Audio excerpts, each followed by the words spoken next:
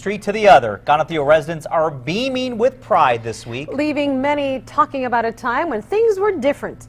ABC 7's Darren Hunt spoke with some of them today. He continues our complete coverage. Darren. Cricket, Estella, in Texas, it's not rare for a small town to live and die with its high school football team. And it's no different in Canutillo. Canutillo is a very cultural town. You know, you come down here and it's just like being at home. It reminds me, I grew up in old El Paso, okay, over there by Segundo Barrio, Sherman Projects up there.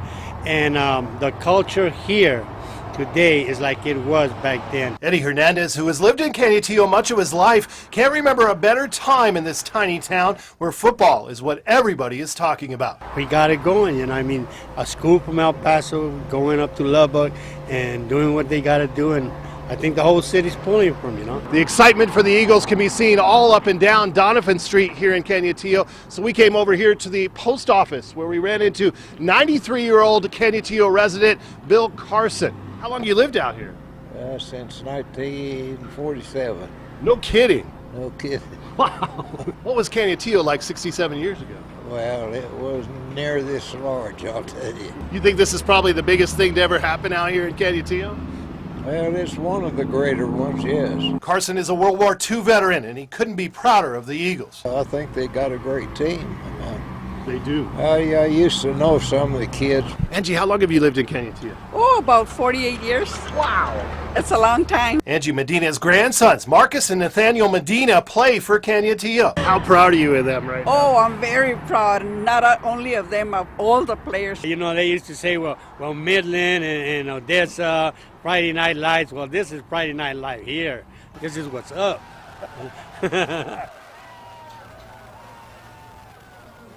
Now, coming up tonight at 10, we'll take a look at the Borderlands Brooks family. Bo Brooks plays for Canutillo. His dad, Scott, coaches the Eagles, and Grandpa Don Brooks is a coaching legend. I got all three together this week as they prepared for the big game, and you won't want to miss that. Rick and Estelle. Great stuff, and go Eagles. Thank you, Darren. Everywhere you go in the small West Texas town of Canutillo, people are talking about it, and people are working for the cause. Folks at the locally owned Gran Turismo Graphics are putting the finishing touches on logos for T-shirts and other things, including the decals that will go on Constable Angie Summers' vehicle as she escorts the team bus all the way to Lubbock on Friday. Everything about us is local. I mean, my brother and myself own the business, and we're graduates from here. Our families live here. You know, our wives work for the district, so everything about us is local. So we got to be excited about it. And you can't make an afternoon trip through Canutillo without getting hungry. Everybody at Tambales Lupita is talking about the big game, including manager Cindy Zuniga, whose mom is the owner. They're doing so well, and I think it's actually bringing the community together now. You know, everybody's trying to go to the games, and they're doing everything as possible to even let the students go and everybody, and I think it's bringing Canutillo back together the way it used to be. Okay, give me 2 green dozen tamales. Again, Canutillo faces Ennis this Friday at 6 o'clock in Lubbock.